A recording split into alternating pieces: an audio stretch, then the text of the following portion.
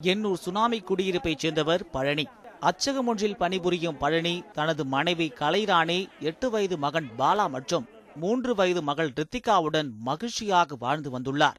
சுட்டி குழந்தையான ரித்திகா எப்போதும் வீட்டருகே அக்கம் பக்கத்தில் உள்ள குழந்தைகளுடன் விளையாடி கொண்டிருப்பாராம். இந்த நிலையில் கடந்த 18ஆம் தேதி 12 மணியளவில் ரித்திகா வீட்டிற்கு எதிர் வீட்டில் வசிக்கும் ரேவதி என்ற பெண் தனது குழந்தைகளோடு விளையாட ரித்திகாவை கூட்டி செல்வதாக கூறி தன்னுடன் அழைத்து சென்றுள்ளார். எதிர் பிளாக்ல தான் இருக்கிறாங்க. சரி, அந்த பொண்ணு டெய்லி வந்து நல்லா விளையாடும் பேசும் நினச்சிக்கிட்டு, சரி நல்லவங்க தான் அப்படின்னு நினச்சி என் பொண்ணை நான் அனுப்பிச்சி வச்சேன். சரி போய் விளையாடுமா, நான் சாப்பாடு செஞ்சு வச்சுட்டு வந்து நான் அம்மா வந்து உன்னை தூக்கிட்டு வரேன் அப்படின்னு சொல்லிட்டு போய் விளையாண்டுச்சு. அவங்க வீடு அவங்க தான் கூட்டிகிட்டு போனாங்க. ரித்திகா வீட்டிற்கு வராததால் ரித்திகாவின் தாயார் கலைராணி ரேவதி வீட்டிற்கு சென்று பார்த்தபோது ரித்திகாவை அப்போதே வீட்டிற்கு அனுப்பிவிட்டதாக அலட்சியமாக பதிலளித்துள்ளார் ரேவதி. குழந்தை நீங்க தானே கூட்டிட்டு போனாங்க, எங்க என் குழந்தைன்னு கேட்குறேன். இல்லையா, அப்போ நான் கூட்டிகிட்டு போகும்போது படியில் ஏறினா நான் அம்மா கிட்ட போகிறேன்னு சொன்னால் நான் அப்போவே அனுப்பிச்சி விட்டுட்டேனே, போடி வீட்டுக்கு போன்னு சொல்லிட்டு நான் அனுப்பிச்சிட்டேனே. குழந்தை வரலையா உங்கள் வீட்டுக்கு? இல்லை, எங்கள் வீட்டுக்கு வரல குழந்தை. நீங்கள் உங்கள் வீட்டில் தானே, உங்கள் வீட்டில் இருக்குன்னு தான் சரி நானும் இருந்தேன். அதனால சாப்பாடு விட்றதுக்காக வந்து பார்த்தேன், இல்லை குழந்தை. இதனையடுத்து அப்பகுதி மக்கள் சுனாமி குடியிருப்பு முழுவதும் குழந்தையை தேடியும் கிடைக்காததால் எண்ணூர் காவல் நிலையத்தில் ரித்திகாவின் பெற்றோர் புகார் தெரிவித்தனர்.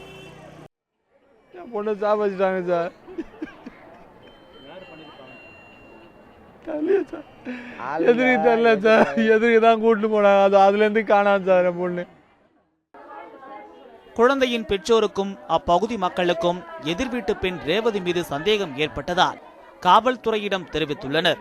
இதனையடுத்து ரேவதி மற்றும் அவர் குடும்பத்தைச் சேர்ந்த 5 பேரிடம் விசாரணை நடத்தி வந்தனர் எண்ணூர் போலீசார்.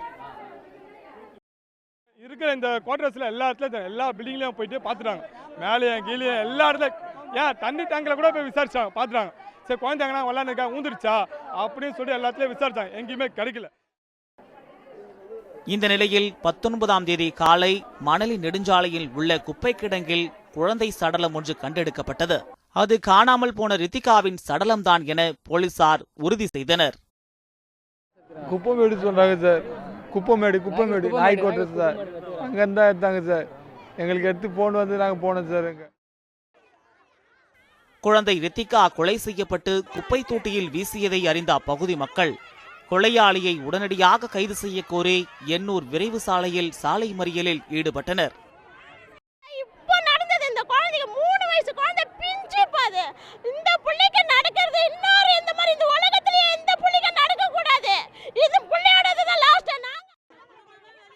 விசாரணையை துரிதப்படுத்திய எண்ணூர் காவல்துறையினர் அருகே உள்ள சிசிடிவி காட்சிகளை ஆய்வு செய்தனர்.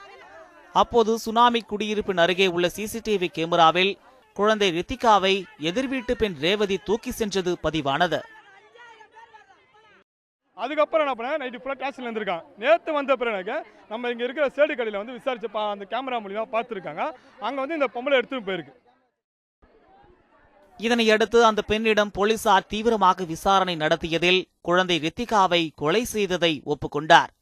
ரித்திகா அணிந்திருந்த வெள்ளி கொலுசு மற்றும் வெள்ளி அரஞ்சான் கயிற்றை திருட முயன்ற போது ரித்திகா கூச்சலிட்டதாகவும் அதனால் துணியை குழந்தை ரித்திகாவின் வாயில் திணித்ததால் ரித்திகா மூச்சு திணறி உயிரிழந்ததாகவும் பின்னர் ரித்திகாவின் உடலை புடவையால் சுற்றி அருகே உள்ள குப்பை தொட்டியில் வீசியதாகவும் இதனையடுத்து அருகே உள்ள அடகு கடையில் திருடிய நகைகளை 2500 ரூபாய்க்கு அடகு வைத்ததாகவும் ரேவதி வாக்குமூலம் அளித்ததாக போலீசார் தெரிவித்தனர்.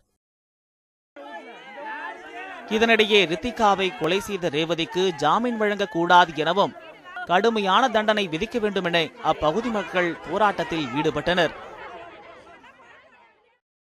ஆம்பளையா இருந்தாலும் நாங்கள் இழுத்து சாவடிப்போம் அந்த அளவுக்கு. ஏன்னா குழந்தை பாதிக்கப்பட்டவங்க நாங்கள் எல்லாரும், இந்த பொதுமக்கள் வந்து எல்லாரும் சேர்ந்து நாங்கள் சாவடிப்போம். ஆனால் எங்களுக்கு தக்க தண்டனை எங்களுக்கு வேணும்.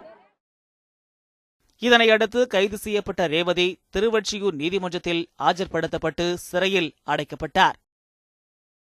கடந்த சில தினங்களுக்கு முன்பு மௌலிவாக்கத்தின் வீட்டின் வெளியே விளையாடி கொண்டிருந்த 7 வயது சிறுமி ஆசினி எதிர்வீட்டு காமுகன் ஒருவனால் பாலியல் பலாத்காரம் செய்யப்பட்டு கொலை செய்து எரிக்கப்பட்ட சம்பவம் நடந்த நிலையில் தற்போது 3 வயது குழந்தை ரித்திகாவின் இந்த கொலை சம்பவம் தங்கள் குழந்தைகளை பாதுகாப்பாக பார்த்துக் கொள்ள வேண்டுமென பெற்றோர்களுக்கு அடித்த எச்சரிக்கை மணியாகும். மணிகண்டன், நியூஸ் 7 தமிழ், சென்னை.